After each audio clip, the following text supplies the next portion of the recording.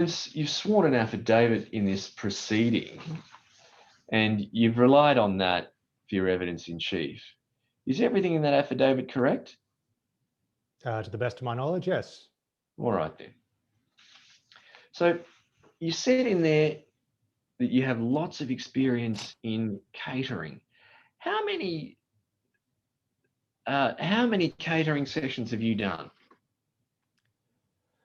Do you mean at the time that we had taken on this job, or since then included? Well, let me ask you this. You run this Jones Fine Food. It's a delicatessen? Yes, and a It's also restaurant. a restaurant? Yes, And a that's restaurant? Right. And so you had this catering business really as a bolt-on to the other businesses, don't you? It's an expansion of our existing businesses, yes. And that's because catering is a good way to use up the excess food in the restaurant. Is that right? No, I wouldn't say that at all. You wouldn't say it's an expansion of our existing business. Right, but you serve effectively the same food in the catering business that you serve in the restaurant. Is that right? That is right. People enjoy our food. And we so would serve the same. How long have you been running this catering business? We started it, I can't remember the exact date we started it. I might have to refresh my memory on that. Right. So the main clientele you had, though, were small catering affairs, weren't they? 10 to 20 people. Is that right? I think that would be accurate, yes. There was maybe one or two that had been bigger than the event at Eagle Farm prior to that. But yeah, I think it'd be accurate to say that most of them had been smaller events. Right. And the restaurant that you run, you said that's a 5-star restaurant. Is that right? Yes. What does that mean? It means it's been rated 5 stars by the relevant authorities. And who are the relevant authorities? Surely you'd know that. I think it comes through from the Brisbane Council. The Brisbane Council, right. So that's a cleanliness rating, though, rather than an indication of the quality of your food. That's right, isn't it? That would be right, yes. Yes. So when you say it's 5-star, it doesn't refer to the quality of your food, just whether or not you've got a clean facility. Sorry, was that a question or a statement? No, everything I'm saying to you is a question, and I need you to agree or disagree. Yes. Yes. Right. So the history of your catering up until the point that you were engaged by my client was that you'd mainly done small affairs of 10 to 15 people. Is that correct? I think it was more like 10 to 20 people. 10 to 20, right. With maybe one or two larger. I can't quite remember the exact number that were larger than this. Well, let me help you refresh your memory. In your affidavit, you say that you'd done one event of 250 people prior to that. So one that was substantially larger. Right. And there's a significant amount of difference in volume of work between a 250 person event and a 20 person event. Is that correct? Yes, yeah, clearly. Right. So you need more staff. Yes. You need more food. Yes. And it's more difficult to keep the food coming out at regular intervals. Is that correct? Yeah, there's just more work all around. And you normally have one dish coming out at a particular time, don't you? No, for an event like this, you would have multiple dishes available.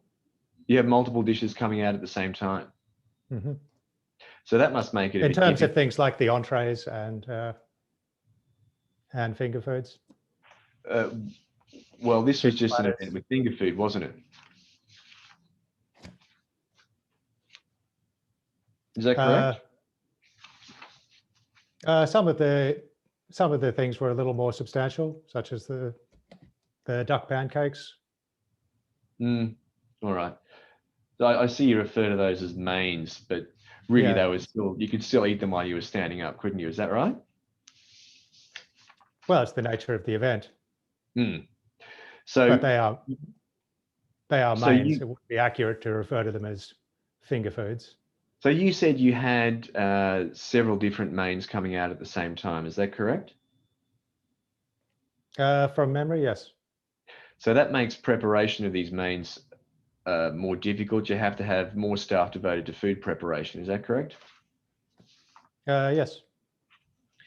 And it would have been easier to simply just have one dish going out at a particular time, and then you could focus on preparing another dish after that.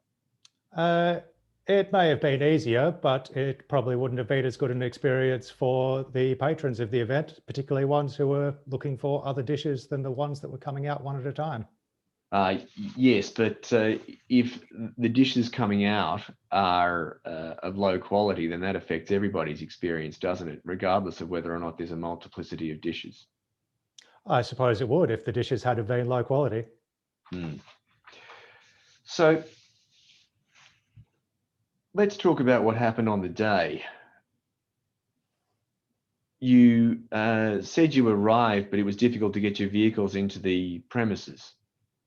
Yes. At no point had Mr. Smith indicated to us that there was going to be an issue with parking. But you attended the venue the day before as well, didn't you, to, if I can put it, scope it out? Yes, of course.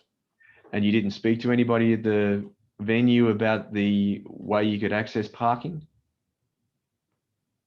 It was assumed that we would access it the same way that we had the day before.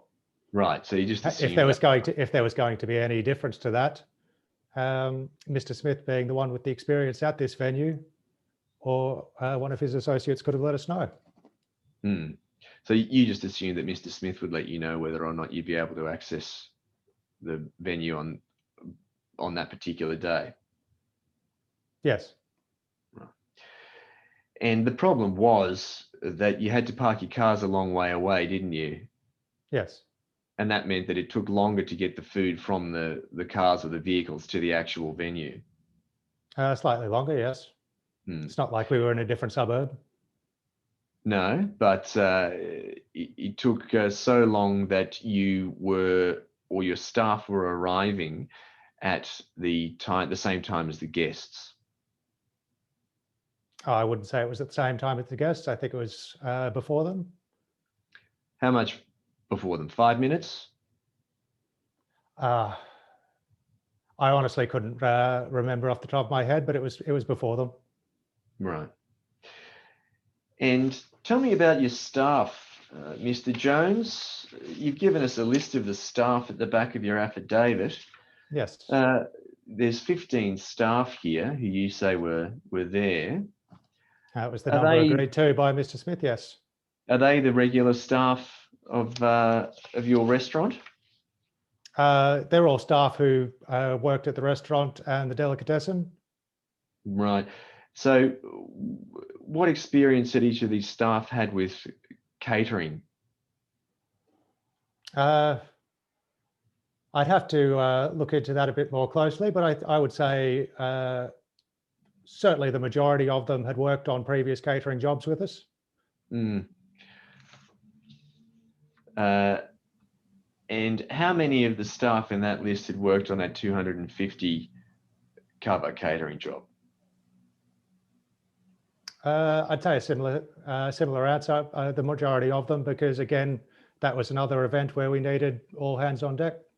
The majority of them. So you must have had different, did you have the same number of staff at the 250K cover catering event? I think it was a similar amount, but I can't remember off the top of my head the exact number we had at that event.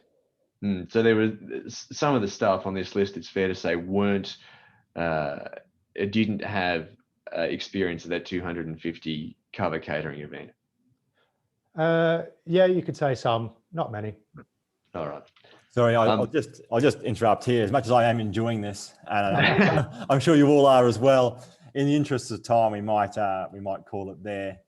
Yeah, I was just going to call it before I went through the boring exercise of running through each member of staff and saying, "What about her? What about him? What about her?" Exactly. So, yeah. Well, we can see where that was going, and I think that was very instructive and informative, and I think very interesting. And Rod, well done for being in the hot seat there.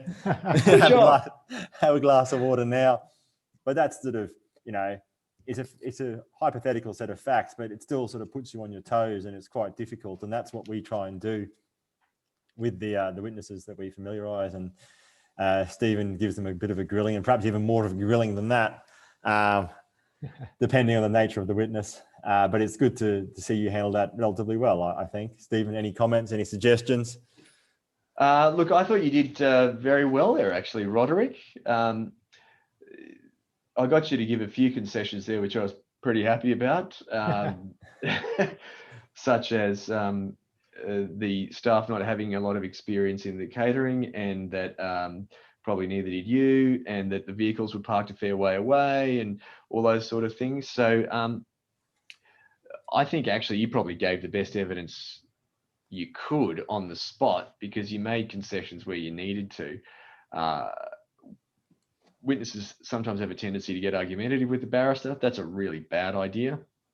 And I liked the fact you were genuine. You got a bit indignant, and you said, no, this is how it is, and it's wasn't miles away. So that was good. I thought Rod did a good job of being a real witness. Great.